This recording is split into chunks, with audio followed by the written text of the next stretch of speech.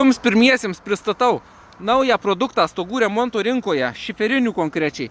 Tai antiplyšiminė juosta. Tai vargais negalais nulupome antiplyšiminę juostą ir dabar parodysim, kokį laikė lūžį šioje vietoje. 15 metų stogas laikė, jūs pagalvokit.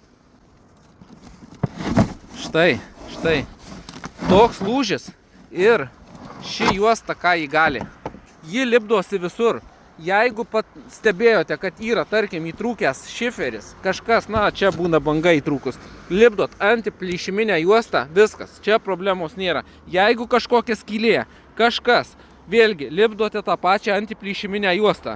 Na, čia mūsų kaminas kardintas, bet šitą juostą gelbėja net jeigu ir atvirkščiai yra sudėtas šiferiukas. Va taip, jeigu sudėtas atvirkščiai, ten ir skylučių yra, visur klijuojasi. Antiplyšiminė juosta ir viskas. Atsiminkit, antiplyšiminė juosta.